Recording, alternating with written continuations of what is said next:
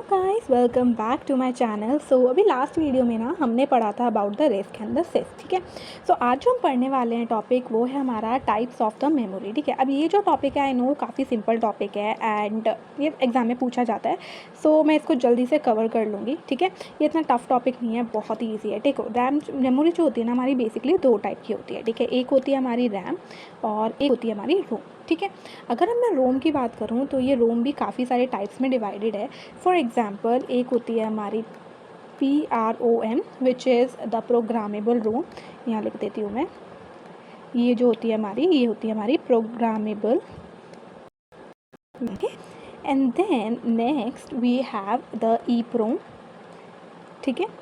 ये जो होती है हमारी, ये होती है हमारी इरेजेबल प्रोग्रामेबल रोम, इरेजेबल प्रोग्रामेबल रोम, ठीक है।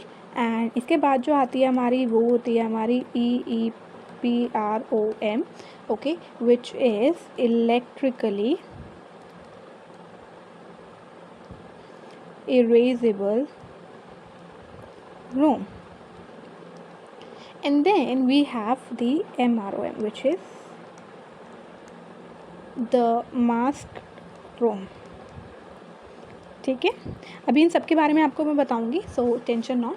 एंड अगर मैं बात करूँ ना आपके रैम की, सो ये बेसिकली ना दो टाइप की होती हैं, ठीक है।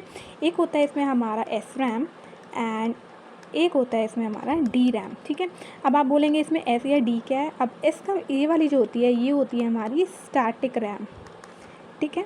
एंड जो DRAM होती है ना हमारी, वो होती है हमारी डायनामिक रैम। तो चलो अब इसके बारे में भी देख लेते हैं हम जल्दी से, ठीक है। सो पहले बात करते हैं स्टैटिक रैम की। सो देखो, जैसा कि वर्ड सजेस्ट कर रहा है स्टैटिक रैम वो रैम होती है जो कि डेटा को होल्ड करती है जब तक पावर अवेलेबल होती है, ठीक है। पावर गई, डेटा गया, ठीक है। सो इसमें मैं ऐसे लिख देती हूँ, power gone, data gone, okay. Then we have the DRAM, ठीक है। या SRAM में एक और चीज़ मैं बताना चाहूँगी, जो SRAM होती है ना वो कैशे मेमोरी को यूज़ करती है एंड CPU के इंटरनल रजिस्टर्स को यूज़ करती है बेसिकली, ठीक है। SRAM जो होती है ना वो तेज़ होती है DRAM से, क्योंकि ऑब्वियसली वो थोड़ा सा ही डेटा स्टोर कर रही है। बट जो SRAM होती है ना वो ज़्यादा पावर लेती है और ज़्यादा हीट जनरेट करती है as compare to the DRAM, ठीक है। एंड या SRAM में एक D फ्लिप फ्लॉप होता है जो कि स्टोर करता है हर बिट ऑफ डेटा को, और वो सिर्फ लिमिटेड नंबर ऑफ बिट को ही स्टोर कर सकता है लाइक पर चिप, जिसकी वजह से जो SRAM होती है ना हमारी वो एक्सपेंसिव होती है। तो अगर मैं बात करूँ ना DRAM की, तो DRAM क्या होता है, इसमें रिचार्ज चाहिए होता है लाइक आफ्टर एवरी फ्यू मिली सेकेंड्स, जिससे कि डेटा जो है मेंटेन रहे, हेंस द नेम उसका डायनेमिक रैम है, ठीक है। अब ये क्या करती है रैम, ये हर जो बिट होती है ना डेटा की मेमोरी में, उसमें एक कैपेसिटर होता है और एक ट्रांजिस्टर होता है जो कि मॉस पे बेस होता है। मॉस मतलब कि मेटल ऑक्साइड सेमीकंडक्टर टेक्नोलॉजी।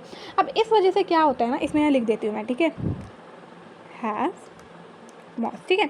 अब इस वजह से ना क्या होता है कि ये जो होती है ना ये ज़्यादा बिट्स पर सेकंड को स्टोर कर सकती है, जिसकी वजह से इनएक्सपेंसिव हो जाती है, ठीक है। ये भी लिख देती हूँ, ये होती है एक्सपेंसिव एंड ये होती है हमारी inexpensive, okay.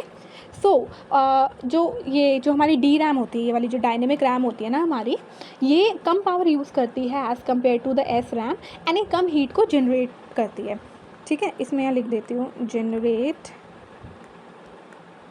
More heat, generate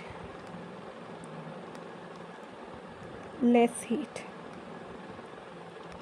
and जो रैम होती है ना कंप्यूटर में या फिर ग्राफिक मेमोरी में या फिर ग्राफिक कार्ड में हो गई, वो यूजुअली DRAM को प्रेफर करते हैं, ठीक है। या इसमें एक और चीज़ लिख देती हूँ, इसमें ये लेस पावर को कंज्यूम करती है, लेस पावर कंजम्पशन, एंड इसमें क्या होता है, ज़्यादा पावर कंज्यूम होती है, मोर पावर कंजम्पशन, ठीक है। तो चलो अब बात कर लेते हैं हमारे रोम के बारे में भी। अब जो रोम है इसके बारे में मैं आपको एक एक करके बताऊंगी, ठीक है। अब ये रोम होती है, रोम का मतलब क्या होता है हमारा, रीड ओनली मेमोरी, ठीक है। ये क्या होती है हमारी, ये होती है हमारी रीड ओनली मेमोरी।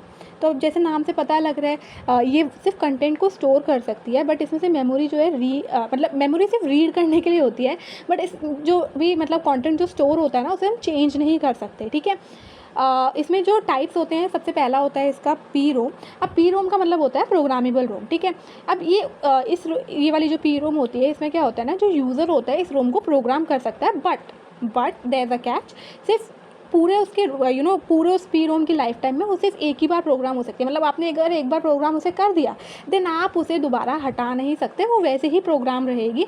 एंड जब वो प्रोग्राम हो जाती है ना, तो जो डेटा है और जो इंस्ट्रक्शंस हैं वो कोई भी चेंज नहीं कर सकता है, ठीक है। अब आप पूछेंगे पी रोम के फिर यूजेस क्या है, जब ये प्रोग्राम ही नहीं हो सकती है तो उसके यूजेस क्या है। इसके यूजेस हैं, जो हमारी पी रोम होती है वो हमारी सेल फोन्स में यूज़ होती है, ठीक है। ये सेल फोन्स में यूज़ होती है, एंड इसके साथ साथ ये वीडियो गेम कंसोल्स में भी यूज़ होती है, वीडियो गेम कंसोल्स, ठीक है, कंसोल्स, ओके। अब बात करते हैं ईप्रोम के बारे में। As the name suggest, erasable programmable Rome.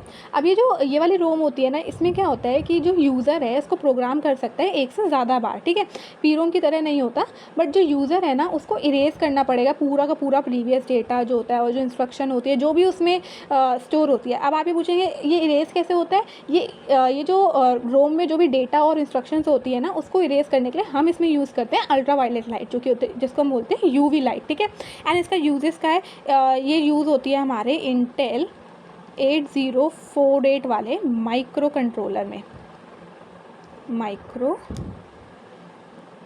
Controller, ठीक है। किस लिए यूज़ होती है, प्रोग्राम को स्टोर करने के लिए, ठीक है। फिर उसके बाद आता है हमारा इलेक्ट्रिकली इरेजेबल प्रोग्रामेबल रोम। अब इसमें क्या होता है ना, इसमें क्या होता है कि इसमें इरेज हो जाता है और रीप्रोग्राम हो जाता है इलेक्ट्रिकली, बट इसका नाम ई प्रोम ये अलग इसलिए है क्योंकि जो ई प्रोम होती है ना उसमें हम यूवी लाइट का यूज़ करके डेटा और इंस्ट्रक्शंस को मिटा देते हैं, बट ई प्रोम में हम यूवी लाइट का यूज़ नहीं करते हैं। इसको हम फ्लैश ई प्रोम भी बोलते हैं क्योंकि ये एक फ्लैश मेमोरी की तरह होती है, ठीक है। इसमें क्या होता है, डेटा इरेज हो सकता है और रीप्रोग्राम हो सकता है कंटिन्यूसली, अप टू 10,000 टाइम्स आप इसमें ये चीज़ कर सकते हो, ठीक है। एंड अगर मैं इसकी बात करूँ तो ये यूज़ कहाँ होता है, ये हमारा यूज़ होता है कंप्यूटर में basically to store BIOS, okay. ये हमारा बेसिकली कंप्यूटर में यूज़ होता है बायस को स्टोर करने के लिए, टू स्टोर प्रोग्राम, ठीक है। देन हमारी जो नेक्स्ट आती है वो होती है हमारी एम रोम, जिसको हम बोलते हैं मास्क्ड रोम, ठीक है। अब मास्क्ड रोम में क्या होता है, ये बेसिकली जो मास्क्ड रोम होती है, जो या कहीं हम एम रोम होती है, वो हमारी आईसीज से बनी होती है, ठीक है। और ये जो एम रोम होती है ना, ये हमारी मैन्युफैक्चरिंग के टाइम पे प्रोग्राम कर दी जाती है, इसको कोई भी रीप्रोग्राम नहीं कर सकता है, ठीक है। एंड अगर इसको रीप्रोग्राम आपको करना भी है तो इसका जो प्रोसेस होता है ना वो काफ़ी ज़्यादा कॉम्प्लेक्स होता है और स्लो होता है, ठीक है। अब इसका यूज़ क्या है, ये सबसे पुरानी रोम है एंड ये अभी आज के वर्ल्ड में कहीं भी यूज़ नहीं होती है, but it's like good to understand about it. मैं एक काम करती हूँ, आपको फटाफट से एडवांटेजेस और डिसएडवांटेजेस बता देती हूँ रैम और रोम के, ठीक है। सो मैं लिखूँगी नहीं क्योंकि वीडियो बहुत ज़्यादा लंबी हो जाएगी, जल्दी से बता देती हूँ। देखो, जो रैम होता है वो डेटा को बहुत जल्दी एक्सेस कर सकता है, मल्टीटास्किंग सपोर्ट करता है, और टेम्पोररी स्टोरेज होता है फॉर द एक्टिव टास्क, जिसमें आपको टाइम कम चाहिए, ठीक है।